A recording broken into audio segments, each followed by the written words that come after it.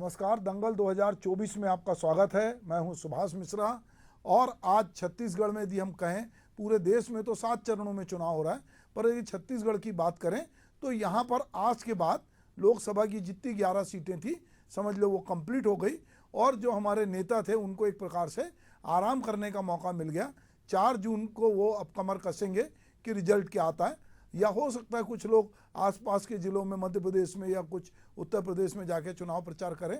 पर छत्तीसगढ़ में आज जो है तीसरे चरण में 7 लोकसभा सीट, जिसमें रायपुर, बिलासपुर, कोरबा, रायगढ़, दुर्ग, जांजगीर चांपा, सरगुजा के लिए मतदान जारी है। 6 बजे तक मतदान होना है। रायपुर में मतदान के लिए पहुंचे एक व्यक्ति को मृत बता दिया गया, उन्हें मतदान करने से रोक दिया गया था।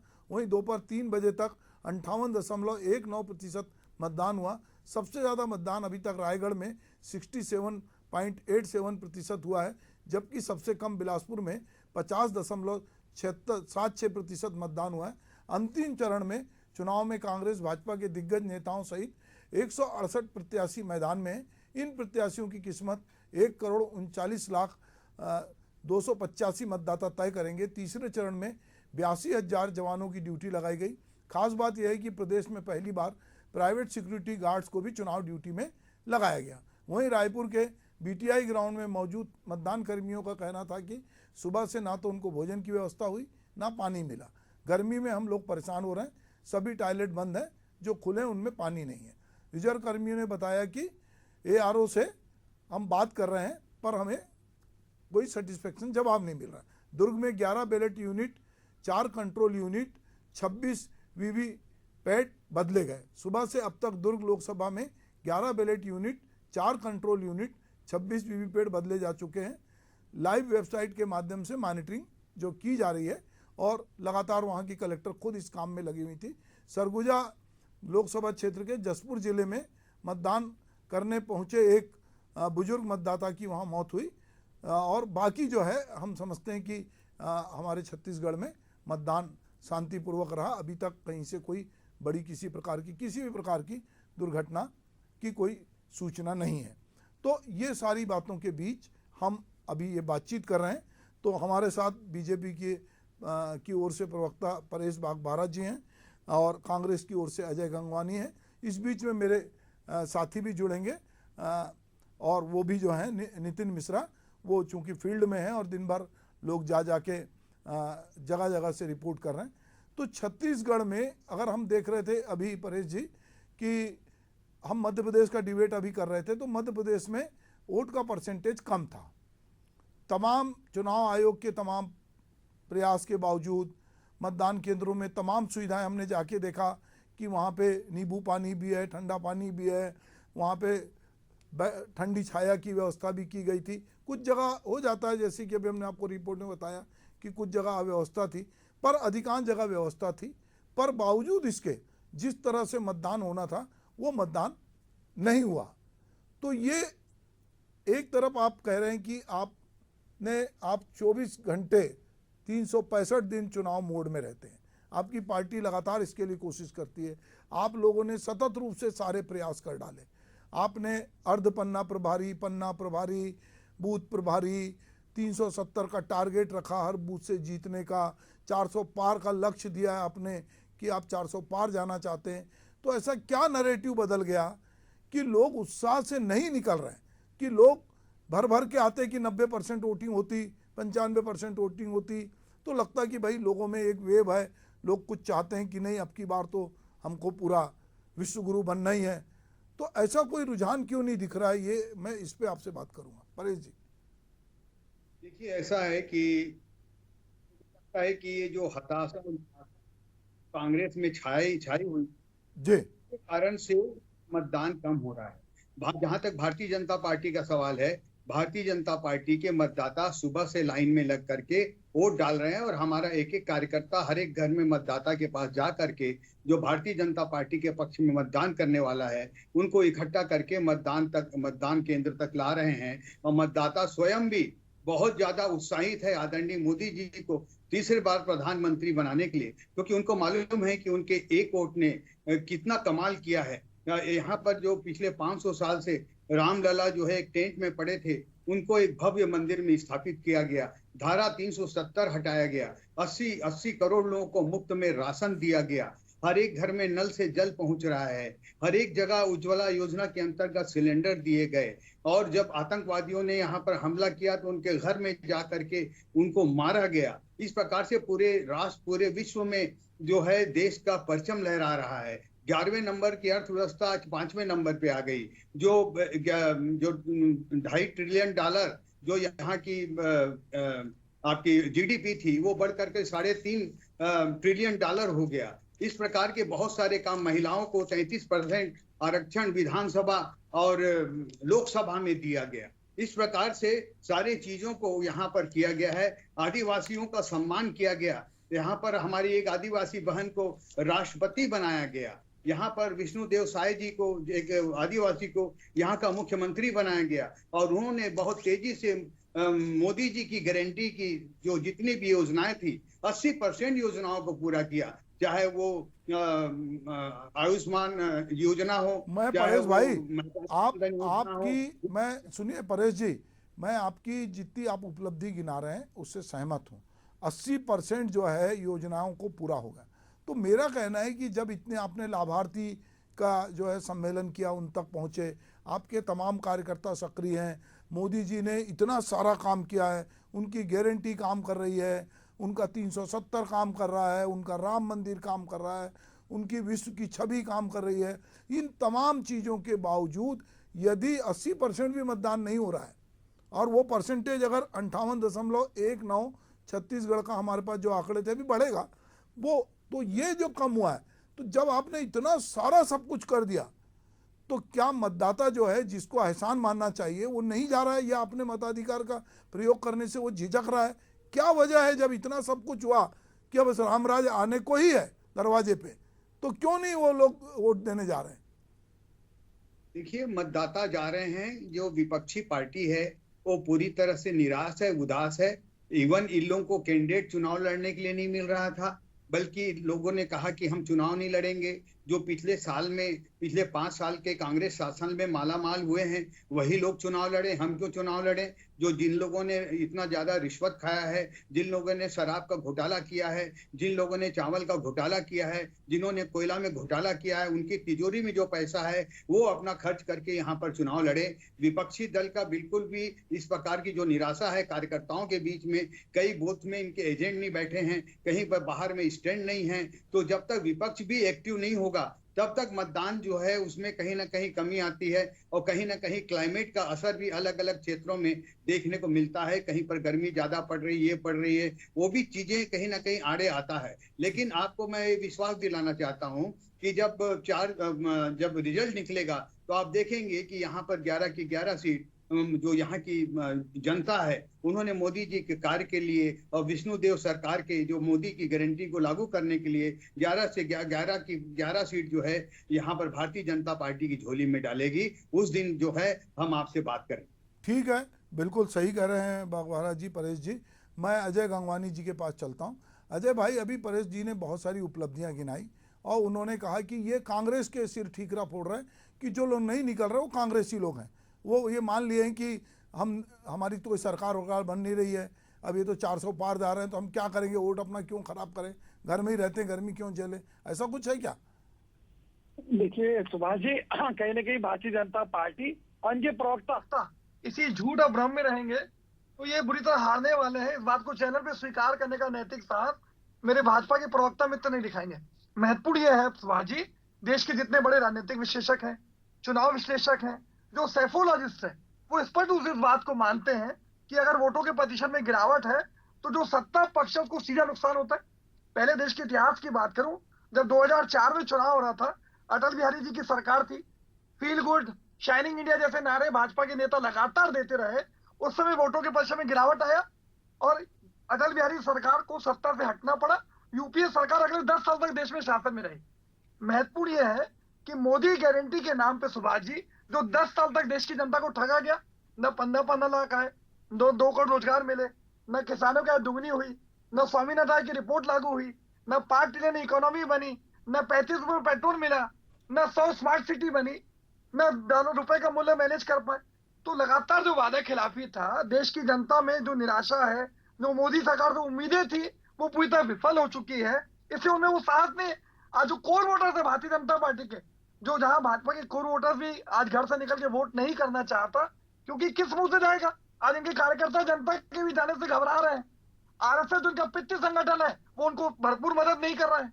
आज देखिए एक बहुत छोटा सा उदाहरण दे दूं, सरगुजा में चिंतामणि महाराज, भैया ये वही चिंतामणि महाराज है जिसके लिए भारतीय जनता पार्टी कोल घोटाले में शामिल होने का, लाखों रुपए की रिश्वत लेने का आरोप लगाती रही।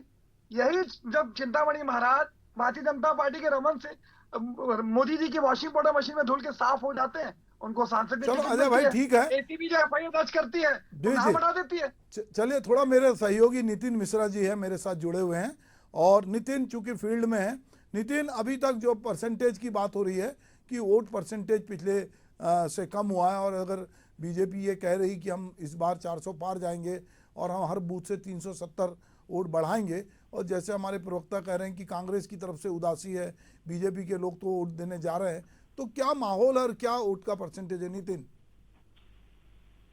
देखिए सर, तूफान भी चल रहे हैं की आंधी है वो पड़ी हुई है। ऐसा मैं क्यों कह रहा हूँ, हिसाब से बढ़ना चाहिए था, इस प्रकार से वोटिंग परसेंटेज नहीं बढ़ा। ये आंकड़ा अभी जो प्रदेश का आंकड़ा आपको बताऊं तो 64% पर आकर रुका हुआ है। अब 6 मिनट का समय ही बाकी है जब ये लोकसभा का मतदान संपन्न हो जाएगा, जिसमें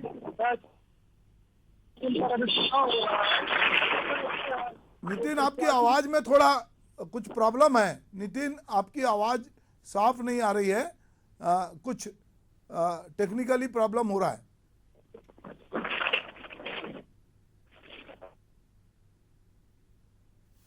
हाँ कुछ कह रहे थे, बोलो फिर से। देखिए छत्तीसगढ़ में जो है आंधी तूफान तेज चल रहा है, लेकिन मतदाताओं की जो चलो कोई नहीं, हम अजय भाई के पास चलते हैं। अजय भाई हम फिर नितिन से जुड़ेंगे जब तक चीजें क्लियर हो जाएगी। हाँ बताइए अजय भाई। सुभाष जी देखिए, दो महत्वपूर्ण बड़े बड़े काम करने के दावे कर रहे हैं, तो महत्वपूर्ण ये अगर आपने इतना काम किया है, सुभाष जी एक महत्वपूर्ण आंकड़ा दे दूं, 7 सीटों पे चुनाव है जिसमें 6 सीटों पे भारतीय जनता पार्टी के सिटिंग सांसद है। आज 6 में से 5 सांसदों की टिकट काट दी जाती है। रेणुका सिंह जो केंद्रीय मंत्री थी उनके सरगुजा से टिकट काट दी गई, गोमती साय रायगढ़ से टिकट काट दी गई, गुहारा मचगले जांजगीर से टिकट काट दी गई, अरुण साव बिलासपुर से टिकट काट दी गई, सुनील सोनी की रायपुर से। तो कहीं ना कहीं जो निष्क्रिय सांसद थे, जो लापता सांसद थे, जो छतरी के आम जनता से जुड़े मुद्दों को न लोकतंत्र में मंदिर में साथ उठा पाए, न मोदी सरकार के समझ सक पाए, तो आज कहीं ना कहीं छत्तीसगढ़ की जनता में जो इनके खिलाफ आक्रोश था, जो एंटी इनकम्बेंसी थी, उसको हटाने के प्रयास के चलते इन्होंने प्रत्याशी बदले। लेकिन महत्वपूर्ण यह है कि देश की जनता ये जानती है कि जिस प्रकार से वादा खिलाफी करते रहे, आज देश की जनता ठगा महसूस करी है। काट की हांडी सुभाष जी बार नहीं चढ़ती। और महत्वपूर्ण यह है कि आज कहीं ना कहीं चुनाव कांग्रेस पार्टी और विपक्ष नहीं लड़ा है, ये देश की आम जनता लड़ी है। वो जानती है ये देश का आम चुनाव नहीं है, ये देश के संविधान को बचाने की लड़ाई, देश के लोकतांत्रिक मूल्यों की रक्षा की लड़ाई, ये महिला सुरक्षा की लड़ाई, देश में बढ़ती महंगाई के खिलाफ की लड़ाई, देश में 45 साल का जो बेरोजगारी का रिकॉर्ड टूटा उसके खिलाफ लड़ाई। तो ये कहीं डिसाइडिंग जो स्थिति है, आज कहीं ना कहीं देश का जो मतदाता है वो साइलेंट है। एक जो अंडर करंट है 4 जून को है, वो भारतीय जनता पार्टी की सरकार को देश की जनता उखाड़ फेंकेगी। महत्वपूर्ण ये है कि आज जो भारतीय जनता पार्टी का जो हिडन एजेंडा है, जो संविधान के मूल आत्मा को नष्ट करने का आरक्षण विरोधी जो चरित्र है, वो देश की जनता के सामने खुल के आ चुका है। आप अनंत हेगड़े का बयान सुन लीजिए, आप ज्योति मिर्गा का बयान सुन लीजिए, आप अरुण गोयल का बयान सुन लीजिए। तीनों वरिष्ठ नेता स्पष्ट रूप से कह रहे हैं कि हम 400 सीट से ज्यादा लाएंगे, देश के संविधान को बदल देंगे। देश के संविधान की मूल आत्मा बाबा साहब अम्बेडकर ने जो हर वर्ग, शोषित वर्ग, वंचित वर्ग, चाहे वो एसटी हो, एससी हो, ओबीसी हो, अल्पसंख्यक हो या सामान्य में आर्थिक रूप से पिछड़ा हो, जो अधिकार देने का प्रयास देश का संविधान करता है, उसके खिलाफ। तो पर अजय भाई ये बताइए ना कि ये वोट परसेंटेज जो है ठीक है, आप अभी हमारे पास जो ताजा आंकड़े आए हैं 66.87% जो है वोट अभी तक हमको जो जानकारी है वो छत्तीसगढ़ में हुआ है। पर हम देखते हैं गुजरात, जो कि जहाँ पे बीजेपी बहुत लंबे अरसे से है, वहाँ 52% वोटिंग हुई है। मध्य प्रदेश, महाराष्ट्र में 53% हुई है। तो बाकी प्रदेशों में छत्तीसगढ़ उससे आगे है। अगर हम छत्तीसगढ़ी होने के नाते खुश हो जाएं तो हमने थोड़ा ज़्यादा हमारा परसेंटेज है। पर जिस तरह से परसेंटेज अगर कम हुआ है, जो परेश बागबारा जी कह रहे थे कि क्या वजह है, मैं इस पे बात कर रहा हूँ, केवल क्या मौसम है? शोभा जी, दो चीजें स्पष्ट है। मैंने अपने पहले वक्तव्य में कहा था, अगर सत्ता पक्ष से देश की जनता अगर संतुष्ट होती, उनके वादे निभाने से संतुष्ट होती, तो खुलकर पूरे जोश से, पूरे उत्साह से लाइन में लग के वोटिंग करती। मैंने आपको स्पष्ट उदाहरण दिया। देखिए 2009 से 2014 हमारे वोटिंग परसेंट बढ़े, वोटिंग परसेंट गिरा, जिससे हमको नुकसान हुआ। 2014 से 2019 भारतीय जनता पार्टी की सरकार थी, वोटिंग परसेंट बढ़ा, सीधा फायदा भारतीय जनता पार्टी को मिला। लेकिन इस बार जो वोटों का गिरावट है, अटल बिहारी सरकार के समय का उदाहरण मैंने दिया कि वोटों के प्रतिशत का गिरावट जो है सीधा सीधा सत्ता पक्ष के खिलाफ है। उनके खिलाफ जो निराशा है, उनके खिलाफ कोई जोश नहीं है। जो भारतीय जनता पार्टी के कोर वोटर है, जो कार्यकर्ता है, वो पता निराश है। और जिस प्रकार से एक बहुत महत्वपूर्ण चीज कहना चाहूंगा, कांग्रेस मुक्त भारत का दावा मोदी जी लगातार करते रहे, लेकिन देश तो कांग्रेस मुक्त नहीं हो पाया। भारतीय जनता पार्टी पूरी कांग्रेस शिफ्ट हो गई है। और दूसरा एक महत्वपूर्ण बात कह रहा हूं सुभाष जी, आज मोदी के चेहरे पे चुनाव लड़ने का दावा कर रहे हैं। तीन बातें स्पष्ट है। आज जो इनकी सांसद है अमरावती से, वो राणा, नवनीत राणा, वो स्पष्ट रूप से कह रही है कि भैया मोदी जी का जादू समाप्त हो गया है, मोदी लहर पे अब चुनाव नहीं जीत सकते। आज ऑर्गेनाइजर जो आरएसएस का मुख्य पृष्ठ है, उसके संपादकीय में लिखा हुआ है कि भैया मोदी के चेहरे का जादू समाप्त हो चुका है, हिंदुत्व पे राजनीति करके आप सरकार नहीं बना सकते। इंडियन एक्सप्रेस का प्रमुख आर्टिकल पढ़ लीजिए कि मोदी लहर जैसी बात इस बार 2024 के लोकसभा चुनाव में नहीं है। ठीक है अजय भाई, तो चुनाव का आधार है, जो जी। बेस है, वही कहीं तक हिल चुका ठीक है। और देखिए मिशन 400 की बात लगातार करते रहे, 2 चरणों के चुनाव के बाद कोई भी नेता मिशन 400 की बात नहीं कर रहा है। चलिए हम लोग लौट के आते हैं छत्तीसगढ़ में। नितिन से एक बार पूछते हैं। नितिन, मेरी आवाज आ रही है आपको? हाँ बताइए। सर मैं कह रहा था कि छत्तीसगढ़ में आंधी चल रही है, लेकिन मतदाताओं की आंधी बेहद फीकी पड़ी हुई है, क्योंकि वोटिंग परसेंटेज में बिल्कुल भी इजाफा देखने को नहीं मिला है। जिस प्रकार से विधानसभा चुनाव हुए, उसके बाद लोकसभा चुनाव में कोई भी फर्क पड़ता दिखाई नहीं दिया, क्योंकि अभी तक जो छत्तीसगढ़ में मतदान का प्रतिशत सामने आया है, वो 66% मतदान हुआ है। और रायपुर की बात करें तो रायपुर की जो पर चुनाव हुए हैं, वहाँ पर केवल 21% मतदान हुए हैं टोटल, जिसमें दरसिंगा विधानसभा सीट सबसे ज्यादा मतदान देखने को मिला है। वहाँ पर करीब 72% के करीब मतदान होने वाला है। लेकिन अन्य सीटों पर जो शहरी क्षेत्र है, वहाँ पर मतदान जो है धीमी गति से हुआ। सुबह तो लोगों में उत्साह का माहौल था, लेकिन शाम होते होते ये माहौल ठंडा पड़ता गया और जो लोग हैं वो मतदान करने नहीं पहुंच रहे थे। लेकिन देखने वाली बात यह है सर कि जो मतदान क्यों नहीं हो रहा, विषय ये है क्योंकि जो मतदाता लोगों के दिल की बात ये हो गई है कि जो मतदान का दिन होता है वो छुट्टी का दिन होता है, लोग पिकनिक मनाने पहुंच। ठीक है नितिन, ठीक कह रहे हो। परेश जी, मैं एक बात कहूँगा कि तमाम मतदाता जागरूकता अभियान के बावजूद यदि मतदाता को ये लग रहा है कि ये छुट्टी मनाने का दिन है, या मतदाता को अगर आप लोगों के चुनाव प्रचार में जब आप ये कहते हैं कि साहब इस बार हमको मोदी जी को लाना है, पूरे देश में दुनिया में स्थापित करना, पर मतदाता सोचता है कि अरे क्या लाना है, अपनी छुट्टी मनाओ, या वो अपने वोट के प्रति सजग नहीं है, तो ये एक चिंता की बात है कि नहीं लोकतंत्र के लिए? देखिए, लोकतंत्र चुनाव जो होता है लोकतंत्र की आत्मा होती है, और हर एक व्यक्ति का एक नागरिक कर्तव्य है कि वो वोट डालने जाए, चाहे जिस पार्टी को वोट डालना है वो जाए। अगर कोई पिकनिक मनाने जा रहा है तो ये अच्छी परंपरा नहीं है, वो यहाँ के सही नागरिक नहीं है। फिर भी उनकी इच्छा, अगर किसी कारण से लोग नहीं आ रहे हैं, हम लोगों ने अपना प्रयास किया है और हमको ये विश्वास है कि हमने अपने मतदाताओं को, जो हमारे पन्ना प्रभारी थे, जो हमारे बूथ के लोग थे, ये सब लोगों ने आइडेंटिफाई करके मतदाता सूची में 2-2 बार चीट बांट करके सब चीजों को समझ लिया था कि कौन कौन से मतदाता हमारे बिल्कुल पूरे तरीके से मोदीमय हैं और वो हमको मतदान करना वाले हैं, और कौन कौन लोग जो हैं वो माओवादी जो घोषणा पत्र हुआ है उनके चक्कर में आ गए हैं। ये बात जो है बहुत क्लियर स्पष्ट दिख रही थी। तो इस कारण से लोग जो है, जितने लोग भी आए हैं, हम ये मानते हैं कि निश्चित रूप से भारतीय जनता पार्टी यहाँ 11 से 11 सीट जो है यहाँ की जनता भारतीय जनता पार्टी की झोली में डालने को तैयार बैठी है। जिस तरीके से मैंने पहले भी बहुत सारे कार्य गिनाए हैं, मैं अगर गिनाऊंगा अभी टाइम नहीं है हम लोग। परेश जी, अजय जी आप कुछ उंगली उठा रहे थे, कुछ कहना चाह रहे थे जी। शिवाजी महत्वपूर्ण यह है कि विष्णुदेव सरकार को छत्तीसगढ़ में 5 महीने हो रहे हैं। 5 महीने के अंदर ही विष्णुदेव सरकार पूरी तरह रिमोट कंट्रोल से चलने वाली सरकार, पूरी तरह असहाय सरकार, पूरी तरह से अलोकप्रिय और लोकतांत्रिक हो चुकी है। क्योंकि महत्वपूर्ण यह है कि आज लगातार जो वादे किए गए, न 500 रुपए में सिलेंडर देने की बात की गई, उसको पूरा नहीं किया। 18 लाख प्रधानमंत्री आवास सिर्फ एडवर्टाइजमेंट होर्डिंग में है।